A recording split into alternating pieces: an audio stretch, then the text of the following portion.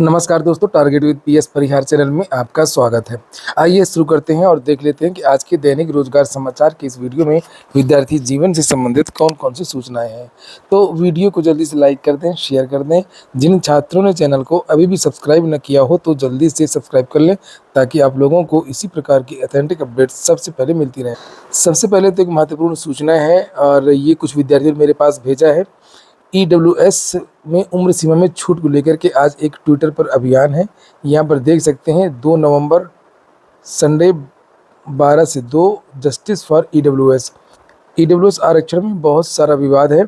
एक तो ये कि जो इसका सर्टिफिकेट बनता है उसकी योग्यता में बदलाव किया जाए, उसकी अर्हता में बदलाव किया जाए, और दूसरा ये मांग है कि इसमें जो बाकी रिजर्वेशन होता है, जिस तरीके की उम्र सीमा में छूट मिलती है और अन्य छूट मिलती है, तो इसमें भी छूट दी जाए। अगली सूचना है पुलिस कंप्यूटर ऑपरेटर भर्ती परीक्षा की। लिखा है 65% ने छोड़ी कंप्यूटर ऑपरेटर की परीक्षा। Police computer operator grade A भर्ती परीक्षा शनिवार को जिले के 20 केंद्रों पर शांतिपूर्वक संपन्न हुई, लेकिन उपस्थिति उम्मीद से काफ़ी कम रही। कुल 7,440 अभ्यर्थियों में केवल 2,623 अभ्यर्थी ही परीक्षा देने पहुंचे। पेपर के पैटर्न के बारे में विद्यार्थियों ने बताया कि पेपर नॉर्मल ही था और लिखा कंप्यूटर से जुड़े सबसे अधिक प्रश्न पूछे गए, चूँकि इसमें 80 प्रश्न कंप्यूटर के पूछे गए थे। और लिखा कि तैयारी अच्छी नहीं होने की वजह से कंप्यूटर के प्रश्न को हल करने में समस्या हुई। हिंदी और सामान्य ज्ञान के प्रश्न सरल थे, वह आसानी से हल हो गए। 80 प्रश्न कंप्यूटर के पूछे गए थे, इसमें 40 प्रश्न सामान्य ज्ञान और हिंदी के 20-20 में प्रश्न पूछे गए थे, और इसलिए यहाँ पर जीएस के कुछ प्रश्नों के बारे में जानकारी भी दी गई है। लिखा हुआ है आम से जुड़ा प्रश्न यह था कि लंगड़ा कौन से फल का किस्म है। इसके साथ ही संविधान, साइबर सुरक्षा, कंप्यूटर के पाठ, पारिवारिक रिश्ते आधारित प्रश्नों ने भी विद्यार्थियों का इम्तिहान लिया। तो कुल मिलाकर के पेपर मॉडरेट था, ना बहुत ज़्यादा कठिन था ना बहुत ज़्यादा आसान था। जिसने पढ़ाई नहीं की तो उसको कठिन लगेगा ही। अगली जो सूचना है वो आउटसोर्सिंग सेवा निगम को लेकर के है। लिखा है आउटसोर्सिंग सेवा निगम के कंपनी एक्ट में रजिस्ट्रेशन की प्रक्रिया धीमी है।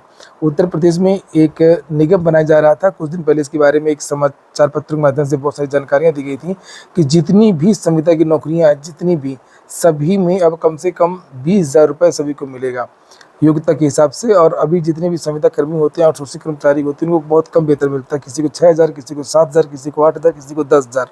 और उत्तर प्रदेश में अब ज़्यादातर जो नौकरियां हैं वो संविदा पर ही दी जा रही हैं। आप लोग जाकर के देख भी सकते हैं रोजगार संगम वेबसाइट पर, वहाँ पर हज़ारों वैकेंसी रोज आती हैं, खास तौर से ग्रुप डी और ग्रुप सी की। तो उसी के बारे में यहाँ पर लिखा है कि प्रदेश के विभिन्न विभागों में आउटसोर्सिंग कर्मचारियों की तैनाती व उनकी सेवा आदि से जुड़ी व्यवस्था के लिए उत्तर प्रदेश आउटसोर्स सेवा निगम के गठन कैबिनेट ने हरी झंडी दे दी थी। कैबिनेट की स्वीकृति के लगभग 2 महीने बाद भी अभी इसकी औपचारिकता पूरी की जा रही है। इससे कर्मचारियों को तय सुविधाओं का लाभ नहीं मिल पा रहा। जो भी आउटसोर्सिंग कर्मचारी हैं, लाखों की संख्या है जिनकी, और उनको इंतजार है इसका। और लिखा प्रदेश सरकार ने कर्मचारियों को शोषण से मुक्ति दिलाने व उनको न्यूनतम 20,000 रुपये मानदेय दिए जाने का प्रावधान किया है। इससे लाखों आउटसोर्स कर्मियों को इसका लाभ मिलेगा। उनको महीने की 5 तारीख तक मानदेय मिल जाएगा। मातृत्व अवकाश, चिकित्सा अवकाश, स्वास्थ्य सुविधाएं, ईपीएफ आदि जैसे लाभ भी मिलेंगे। कैबिनेट की हरी झंडी के बाद सितंबर के अंत में सचिवालय प्रशासन ने निगम के गठन का शासनादेश भी जारी कर दिया था, किंतु सचिवालय प्रशासन की ओर से अभी निगम के कंपनी एक्ट में रजिस्ट्रेशन की प्रक्रिया धीमी गति से चल रही है। वहीं सचिवालय प्रशासन विभाग के प्रमुख सचिव मनीष चौहान ने कहा कि कंपनी नीलामी रजिस्ट्रेशन के लिए आवश्यक प्रक्रिया पूरी की जा रही है। इसके लिए नियम कानून बनाने के लिए कई विभागों से सूचना प्राप्त की जा रही हैं। वहीं महानिदेशक व अन्य सदस्यों की तैनाती के लिए कार्मिक विभाग को सूचना भेजी गई है। वहां से तैनाती के बाद वे लोग कामकाज शुरू कर देंगे। तो कुल मिलाकर के चीज़ें चल रही हैं, बस थोड़ा सा धीमे चल रही हैं। और जैसे ये आउटसोर्स सेवा निगम लागू हो जाएगा, इसका गठन पूरा हो जाएगा, वैसे जितने भी बहुत सारे संविदा कर्मी हैं उनको काफ़ी राहत मिलेगी।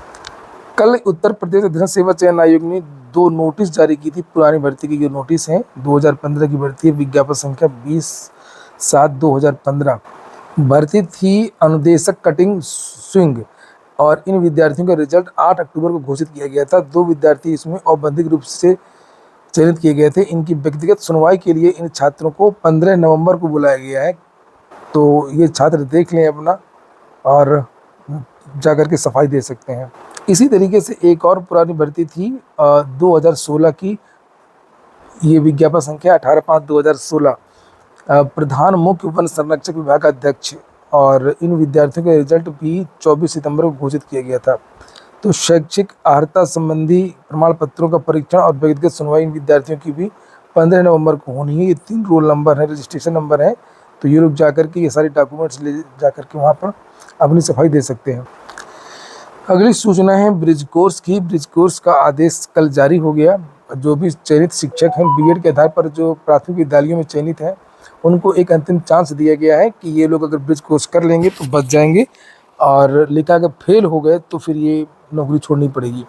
लिखा है कि प्राथमिक विद्यालयों में नौकरी बचाने के लिए बिहार के लगभग 24,000 शिक्षकों को 6 महीने का ब्रिज कोर्स पूरा करना होगा। इसमें विफल होने वाले शिक्षकों की सेवा समाप्त हो जाएगी। तो इसमें केवल मामला बिहार का नहीं है, पूरे देश का है।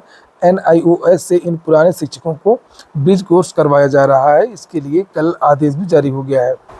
जेईई मेंस को लेकर के भी कुछ सूचनाएं हैं। जैसे लिखा है जेईई मेंस में नए नियम लागू हो गए हैं, गड़बड़ी रोकने पर रोक। और लिखा है कि जेईई मेंस 2026 की रेस शुरू हो गई है। नेशनल टेस्टिंग एजेंसी एनटीए ने पिछले अनुभव को देखते हुए छात्रों की सहूलियत के लिए कुछ नए कदम उठाए हैं। साथ ही एग्जाम में किसी तरह की गड़बड़ी को रोकने के लिए सिस्टम को चुस्त दुरुस्त करने की कोशिश भी की जा रही है। पहले चरण के लिए ऑनलाइन रजिस्ट्रेशन शुरू हो चुका है।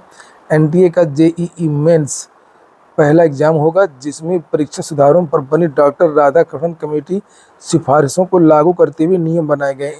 इस बार छात्र को उसके स्थायी और वर्तमान पते के आधार पर अधिकतम 4 शहरों के विकल्प चुनने का मौका दिया जाएगा। जैसे किसी छात्र का स्थायी पता उत्तर प्रदेश और रहता दिल्ली में है तो दोनों राज्यों के उन शहरों की लिस्ट आ जाएगी जहाँ पर एग्जाम सेंटर होंगे, और इस लिस्ट के आधार पर छात्र अपनी पसंद के हिसाब से शहर का चुनाव कर सकता है। तो और भी बहुत सारे बदलाव किए जा रहे हैं। जैसे फॉर्म भरते समय लाइव इमेज ली जाएगी, फ़ोटो सीधे आप खींच करके वहाँ पर अपलोड करेंगे, और साथ में एक अलग से फ़ोटो भी अपलोड करनी होगी, और बायोमेट्रिक वगैरह होगा। और साथ ही पेपर एग्जाम देते समय जो जूम लेवल है वो बढ़ा दी जाएगी ताकि विद्यार्थियों को सहूलियत रहे।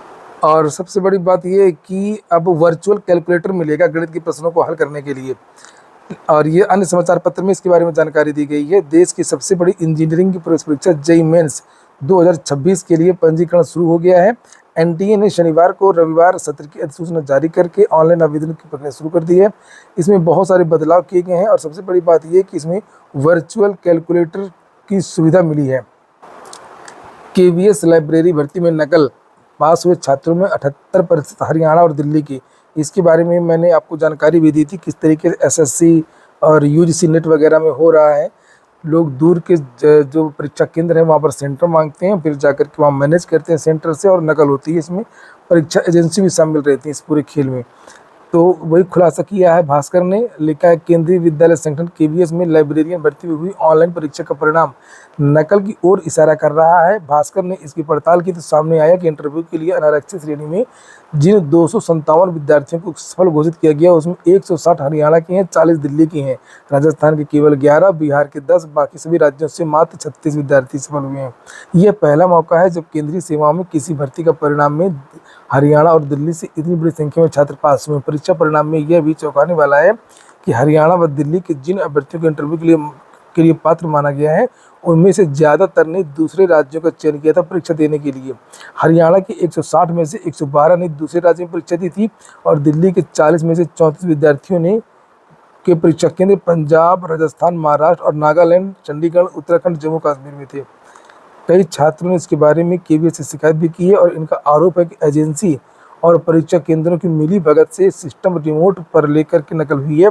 अच्छा, जब केवीएस की शिक्षक भर्ती हुई थी तब भी इसी तरीके का मामला आया था और बहुत ज़्यादा सोशल मीडिया में हंगामा हुआ था, लेकिन बाद में कुछ हुआ नहीं। केवीएस ने सफाई भी दी है कि परीक्षा का काम सीबीआई के पास है, हमसे कोई मतलब नहीं है। और छात्रों का आरोप है कि सबसे ज़्यादा जो विवादित परीक्षा एजेंसी एप्टेक उसी ने ये परीक्षा करवाई थी। लेकिन केवीएस ने लाइब्रेरियन भर्ती का काम सीबीएसई को दिया, जिसने ऑनलाइन परीक्षा का काम एप्टेक लिमिटेड को दिया। कंपनी पर कई राज्यों में भर्ती परीक्षाओं में गड़बड़ी में शामिल होने का आरोप लग चुके हैं, और बताया गया कि कंपनी कौन कौन सी विवादित परीक्षाएं करा चुकी। जल निगम की भर्ती 16 वाली, यूपीपीसीएल पावर कारपोरेशन की 18 वाली, और लिखा 2019 में इसको ब्लैकलिस्ट कर दिया गया था।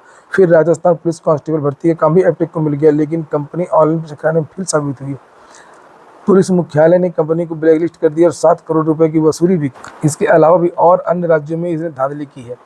फटाफट कुछ भर्ती देख लीजिए। उत्तर पूर्वी रेलवे गोरखपुर में अप्रेंटिसशिप के लिए 1104 पदों पर आवेदन मांगे गए हैं और इसकी लास्ट डेट 15 नवंबर है। NSUT में 184 पदों पर आवेदन मांगे गए हैं और इसमें विभिन्न प्रकार के पद हैं, असिस्टेंट प्रोफेसर, एसोसिएट प्रोफेसर और अन्य पद। इसकी लास्ट डेट 11 तारीख है। IB से भी वैकेंसी निकली है 258 पदों पर, ACIO ग्रेड सेकंड और अन्य पद हैं। 16 नवंबर इसकी लास्ट डेट है। स्टेनोग्राफर की 432 पदों पर भर्ती हो रही है बिहार से, ये आप लोग देख सकते हैं। इसके लिए 3 तारीख ही लास्ट डेट है, यानी कल। पंचायत चुनाव में नहीं हो पाएगा फर्जी मतदान। प्रदेश में अगले वर्ष होने वाले पंचायत चुनाव में फर्जी वोटिंग पर शिकंजा कसेगा। राज्य निर्वाचन आयोग एक मोबाइल ऐप तैयार कर रहा है जिसकी मदद से मतदाता का फोटो खींचते ही ये पता चल जाएगा कि ये वोट दे चुका किसी को।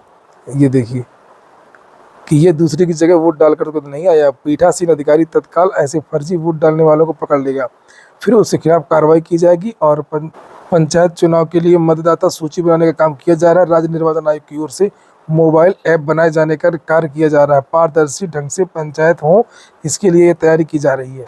तो कोई कितना भी पैसा दे और आप लोग किसी दूसरे को वोट मत डालिएगा, अपना ही वोट डालिएगा।